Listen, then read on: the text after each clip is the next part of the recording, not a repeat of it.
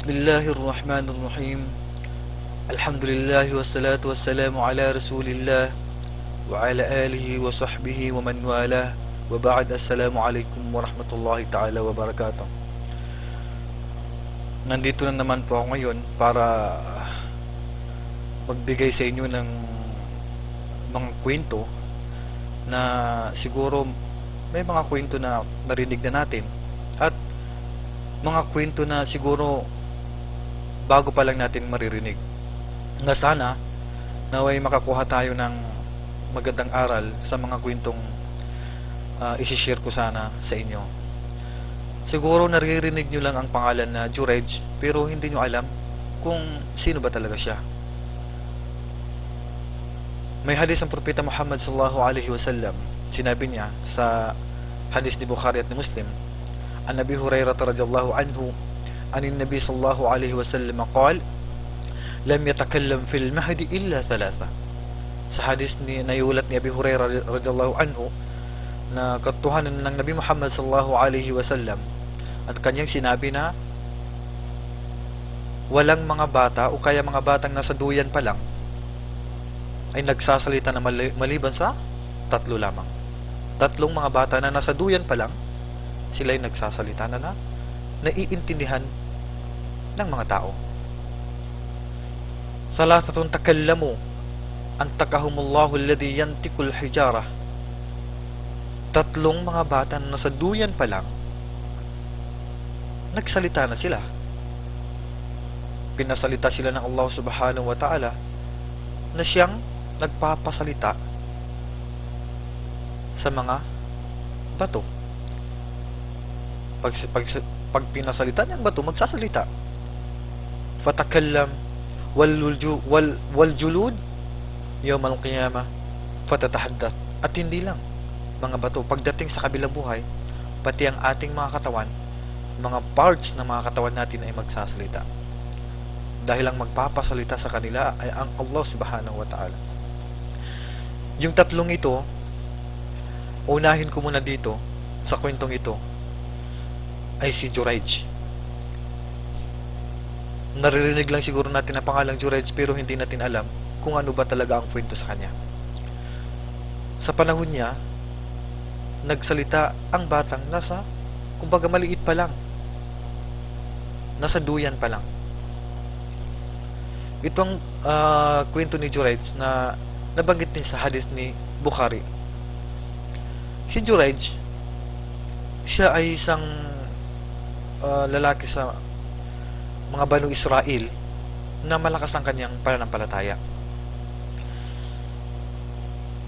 Nagpagawa siya ng silid niya kung saan doon siya nakapokus sa kanyang pagsamba sa Allah subhanahu wa ta'ala. At isang araw sa kanyang pagsasala, ayon sa hadis ni Bukhari, sa kanyang pagsasala, dumating sa kanyang nanay at sinabi ng kanyang nanay kay Jurej, at si Jurej ay magsasala pa lang. Anong sabi ng kanyang nanay? Sabi niya, ya Jurej, o Jurej. Ibig sabihin, may pangangailangan ang kanyang ina sa kay Jurej. Ngunit ano sinabi ni Jurej? Sabi niya, anong unahin ko? Sabi niya, salati am ummi. Anong unahin ko? Sabi ni Jurej, ang sala ko muna o susundin ko muna ang nanay ko? Ngunit ibig sabihin, si Jurej nagdadalawang isip siya sa kung sinong uunahin niya, kanyang nanay o ang kanyang sala. So ang inuna ni Jurej ang kanyang sala, so hindi niya pinansin ang kanyang nanay. Kinabukasan, dumating na naman itong nanay ni Jurej, at sa time ng kanyang pagdating sa kanyang silid kung saan siya nagsasamba, magsasala na naman ito si Jurej.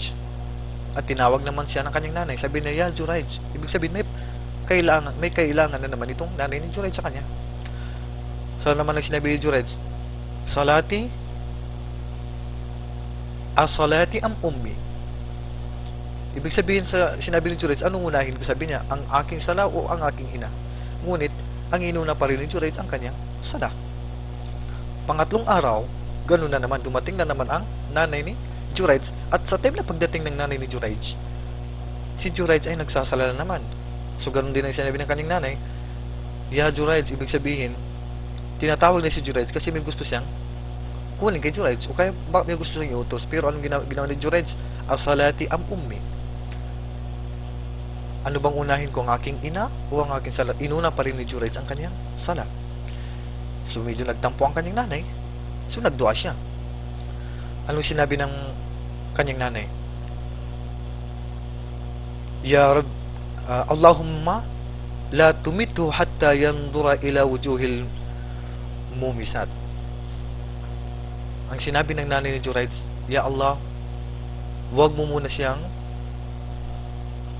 kunin. Ibig sabihin, wag mo na siyang mamatay hanggat sa ipakita mo, Ya Allah, sa kanya ang mga mukha ng mumisat. Ibig sabihin, yung mga prostitutes, yung mga zaniyat, yung mga babaeng nagbibinta ng kanilang puri. So, ganun na nga ang nangyari. So, si Jurayj, sumikat siya sa kanyang panahon. Pinag-uusapan siya ng mga Banu Israel na siya ay malakas ang kanyang pananampalataya, maganda ang kanyang ugali, lahat ng kabutihan, kagandahan ng ugali ay sikat talaga siya.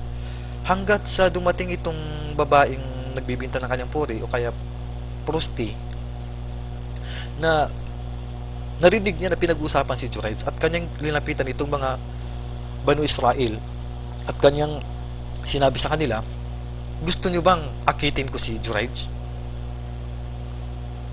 Sabi nila, oo ba? So pinuntahan niya itong si Jurayj. Nung puntahan na si Jurayj, nagpakita siya ng kagandahan kasi maganda talaga itong babae na ito na nagbibinta ng kanyang puri. So anong nangyari? Hindi talaga siya pinakialaman ni Jurayj kasi nga malakas ang pananampalataya ni Jurayj. So anong ginawa ng babaeng nagbibinta ng kanyang puri? Sa bahay ni Jurayj, may nakatira doon na kasama niya na yung pastol o nagbabantay ng mga kambing. So yun ang pinuntahan niya. Pinuntahan ng babae yung pastol, namamastol, nagbabantay ng mga kambing. Tupa. So doon siya nagpagamit hanggat sa may nangyari sa kanila. Hanggat sa nabuntis yung nagbibinta ng puring babae. So pagkabuntis niya, ang pinagbintangan niya sa kanyang dinadala ay si Jurayj. Hanggat sa nanganak yung babaeng yun na nagbibinta ng kanyang puri at pinuntahan niya yung mga Banu Israel. Sabi niya sa kanila, o mga Banu Israel, itong batang ito na aking ipinanganak ay anak ni Jurayj. So medyo nagalit ang mga Banu Israel. Nagpapakita ng kagandahang ugali. Malakas ang kanyang pananampalataya tapos ginawa niya ang bagay na ito. Hindi pwede. So ang ginawa ng mga Banu Israel, pinuntahan nila itong silid ni Jurayj kung saan siya nakapokus sa kanyang pagsamba at kanilang sinira. Dinimulish nila at kanilang hinila palabas itong si Jurayj at pinagpapalo nila. Sabi nila sa kanya, nagpapakita ka ng kabutihan. Pakitang tao lang palang ginagawa mo. Akala namin gumagawa ka ng mabuti, malakas ang iyong pananampalataya. Yung pala, ikaw rin palang sisira. So dinala nila sa hari sa panahon na yun. At sabi ng hari kay Jurayj, O Jurayj, akala ko ba, sabi niya, nag-uutos ka ng mabuti, gumagawa ka ng mabuti, malakas ang iyong pananampalataya. Ngunit, pakitang tao lang palang ginagawa mo. At inutos ng hari sa mga Banu Israel na ipako niyo itong si Jurayj. So ganun na, napahiya na talaga si Jurayj dahil sa babaeng yun. So ang nangyari, tinalian na si Jurayj sa kanyang liig kasama ng babae at pinaikot sila sa karamihan ng mga tao nang sa ganun mapahiya talaga si Jurayj. So masyado na siyang napahiya sa karamihan ng mga tao. Pinaikot sila sa karamihan ng mga tao hanggat sa sila'y dumaan doon sa bahay kung saan doon nakatira ang mga babaeng nagbibinta ng kanilang mga puri. At lumabas itong mga kababaihan na nagbibinta ng kanilang puri at tiningnan nila itong si Jurayj. At pagtingin ni Jurayj sa kanila, tumingin si Jurayj doon sa mga babaeng nagbibinta ng kanilang puri at siya ay napa-smile, napangiti si Jurayj sa kanila. At nagtaka itong mga babae na nagbibinta ng kanilang puri. Ba't napangiti si Jurayj samantalang napapahiya na nga ay nakangiti pa? Humingi ngayon si Jurayj ng isang hiling. Sabi niya sa hari, pwede ko bang makita yung anak na sinasabi nilang anak ko sa zina? So, kinuha nila itong bata. Sabi ni Jurej, hayaan niyo muna ako magsala ng 2 rakaah. So, nagsala muna si Jurej ng 2 rakaah. Nag-ablution muna siya, tapos nagsala siya.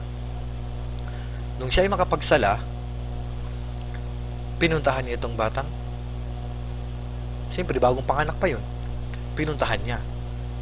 Sabi niya dun sa bata at tinusok niya sa kanyang tiyan. Sabi niya, o bata, sabi niya, sabihin mo ngayon, sabi niya, kung sino ang ama mo. Dahil sa kagustuhan ng Allah subhanahu wa ta'ala at kapangyarihan ng Allah subhanahu wa ta'ala, nagsalita ang bata. At kanyang itinuro na ang aking ama, sabi niya, ay ang namamastol ng mga tupa. O kayo nagbabantay ng mga tupa. So doon nalaman na sinungaling pala itong babaeng nagbibinta ng kanyang puri. So napahiya itong mga Banu Israel na sumira sa kanyang bahay kung saan doon siya nakapokus sa kanyang pagsamba. Sabi, pinuntahan nila si Jurej, kinumos, humingi sila ng patawad at kinausap nila, Jurej, humingi kami sa iyo ng patawad. Kung naisin mo, sabi niya, sabi ng mga Banu Israel, na palitan namin ng bahay mo, palitan namin ng ginto. Ibabalik namin ang iyong bahay sa pamagitan ng ginto. Pero sinabi ni Jurej, hindi na kailangan. Ibalik niyo ang aking bahay kung paano niyo rin sinira. Ibig sabihin, galing din sa lupa ang kanyang bahay. So, ayaw niyang maging ginto ang kanyang bahay. Yan ay isang pagpapakumbaba ng isang malakas ang kanyang pananampalataya.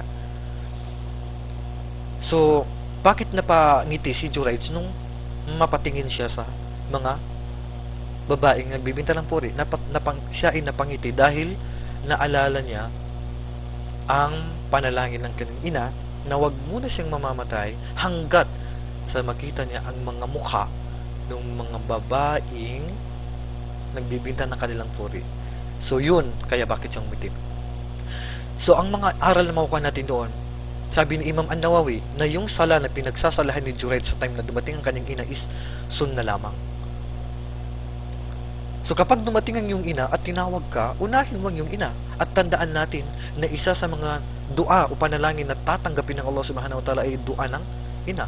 Kapag dinua ka ng iyong ina, tatanggapin talaga ng Allah subhanahu wa ta'ala. Kaya tinanggap ng Allah yung dua ng kanyang ina. At ang pagsunod sa ina ay alam naman natin obligado. So isa yan sa mga aral na makukuha natin na unahin natin ang ating ina kung ang ating pagsasalahan ay isang sunna lamang. Pero pag obligado, siyempre, pag dalawang obligado, mas unahin mo yung mas mabigat ang kanyang pagkaobliga. So, ano pang makukuha natin na aral dito? Yung mga kalaban ng Islam, ginagamit nila itong hadith na ito na panlaban sa mga ating mga Muslim. Ano yung mga nakuha nila sa hadith na ito? Na ang kahinaan talaga ng lalaki ay babae. Kaya gumawa sila ng paraan na paano masira yung mga kalalakihan, mga binata, na hindi sila makapokus sa kanilang pananampalataya, sa kanilang pagsamba. Gumawa sila ng mga babaeng aakit sa mga binata ng Islam. So, isa yan sa ginamit ng ating mga kalaban sa Islam na babae ang ginamit nila.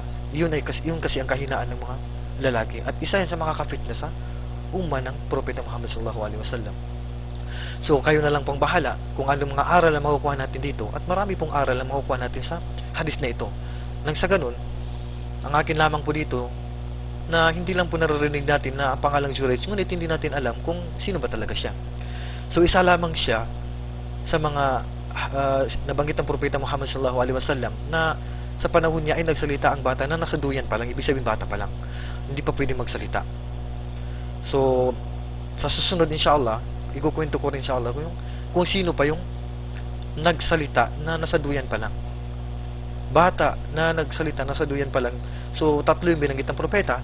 So isa na dito si Jurej na humingi tayo sa Allah subhanahu wa ta'ala na mapabilang tayo sa mga taong sumusunod sa kanya at may papasok niya sa paraiso at naiwasan ng lahat ng kanyang ipinagbabawal at mapalayo tayo sa mga lahat ng fitna na dito sa mundo na naway patawarin tayo ng Allah Subhanahu wa Ta'ala sa lahat ng ating pagkakasala, dahil kahit anong laki ang ating pagkakasala, basta magbalik loob tayo sa Allah Subhanahu wa Ta'ala, tayo kanyang patatawarin hanggat sa tayo buhay, at tayo magbalik loob sa kanya ng bukal sa ating kalooban. At hanggang dito na lang po, wa akhiru da'wana alhamdulillahi rabbil alamin. Assalamu alaikum wa rahmatullahi ta'ala wa barakatuh.